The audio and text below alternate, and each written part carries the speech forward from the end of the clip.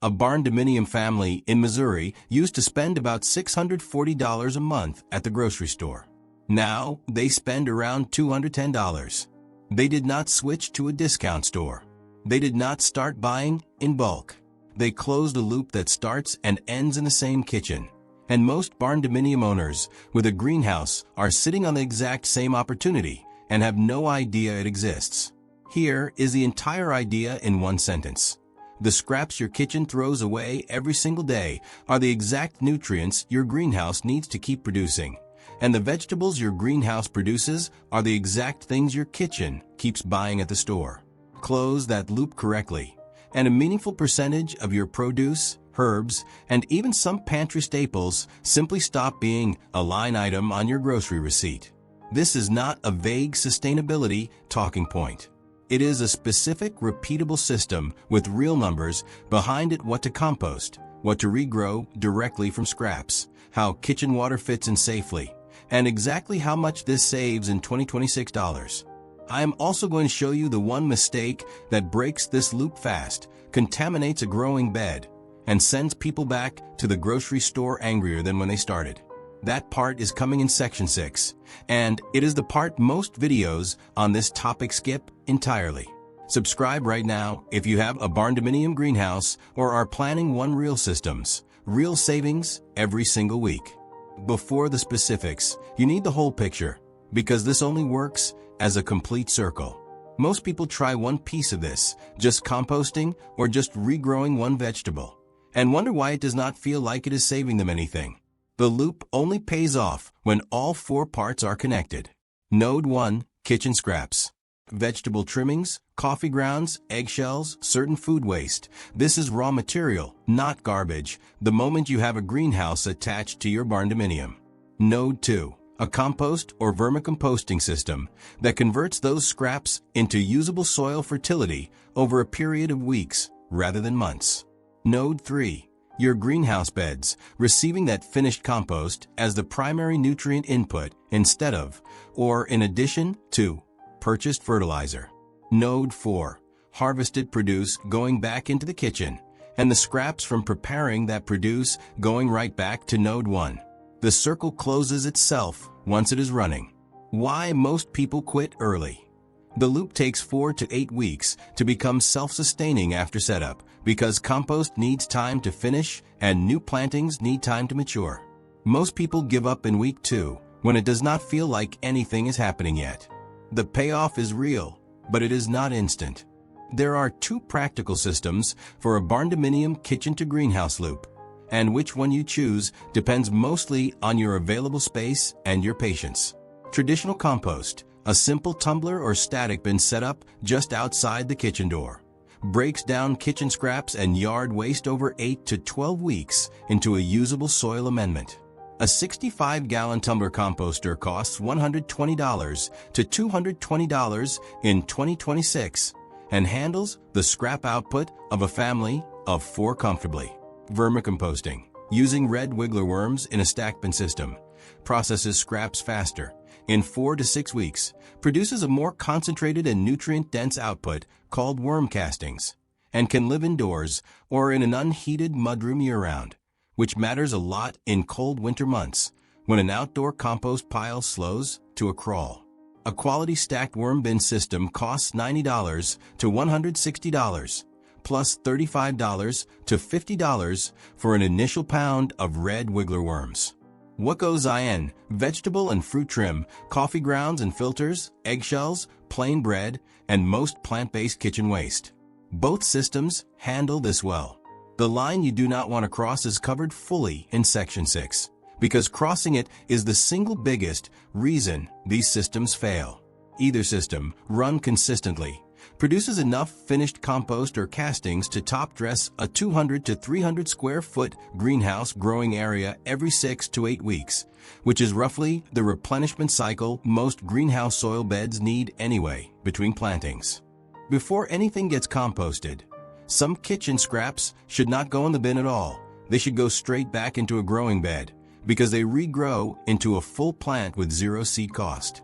Green onion bases regrow new shoots in plain water within 5 to 7 days, and can be transplanted into greenhouse soil indefinitely, essentially giving you a perpetual green onion supply from the same bunch you bought once. Celery and romaine lettuce bases, placed root side down in a shallow dish of water for about a week, sprout new leaf growth from the center and can be transplanted to continue producing smaller but genuinely usable harvests. Garlic cloves that have started sprouting, sweet potato pieces with visible eyes, and basil stem cuttings all root and grow into productive plants using material that would otherwise go straight into the trash or the compost bin. Realistic expectation. Regrown produce from scraps typically yield 60 to 80% of the size and output of a plant grown from seed or a nursery start.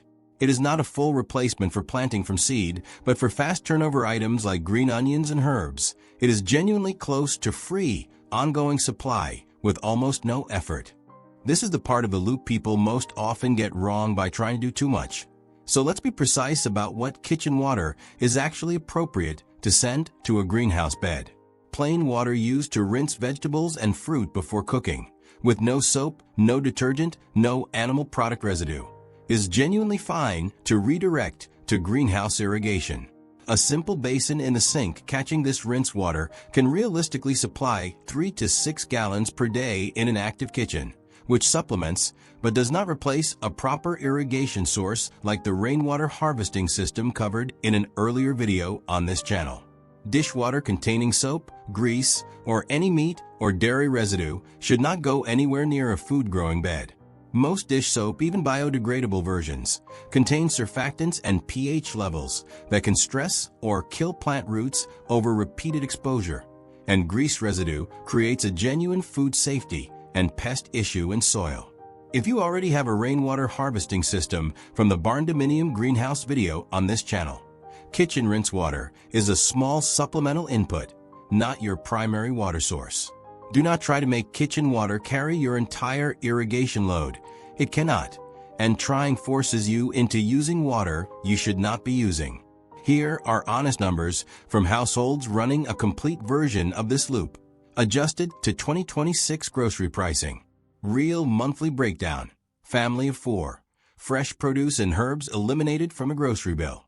$180 to $260 per month, depending on greenhouse size and season. Reduced compost and fertilizer purchases. $15 to $25 per month. Total realistic monthly savings.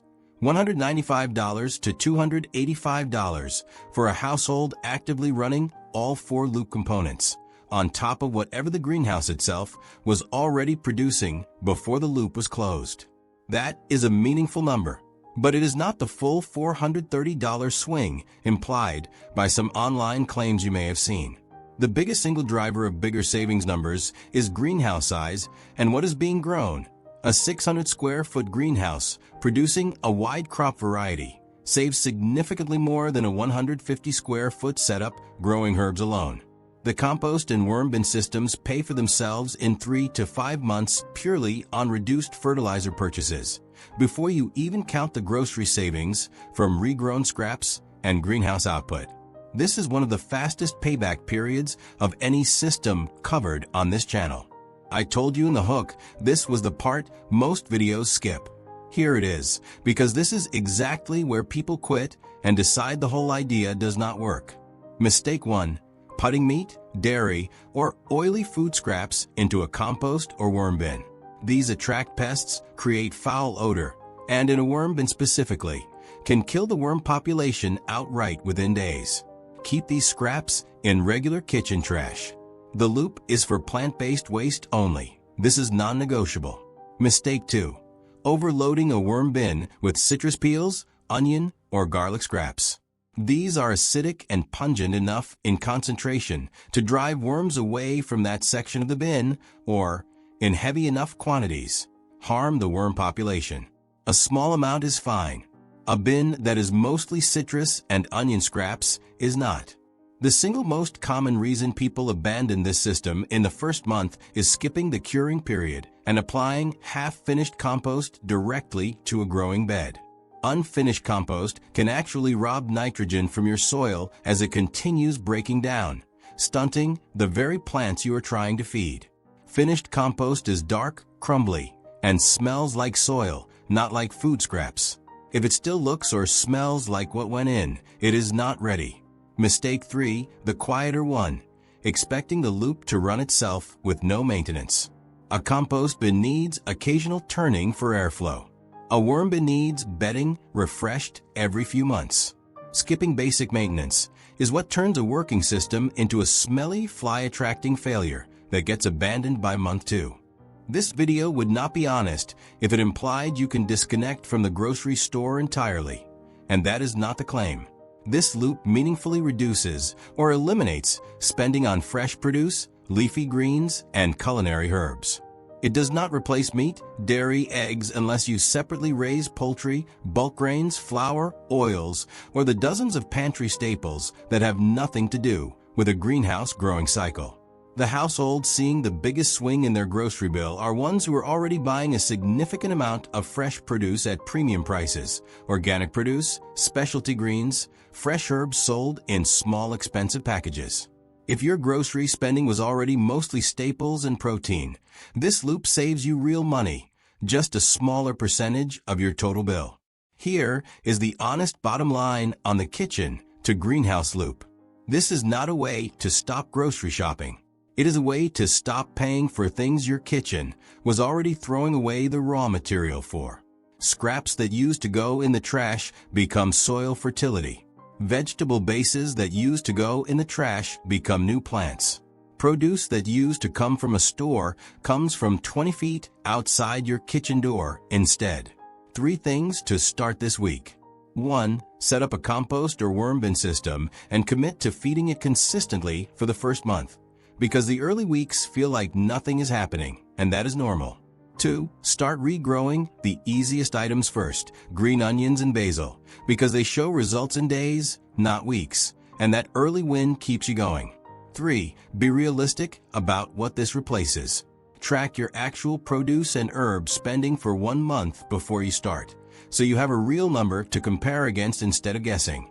If this gave you a clearer, more honest picture of what a closed kitchen-to-greenhouse loop actually does, that is exactly what this channel is here for.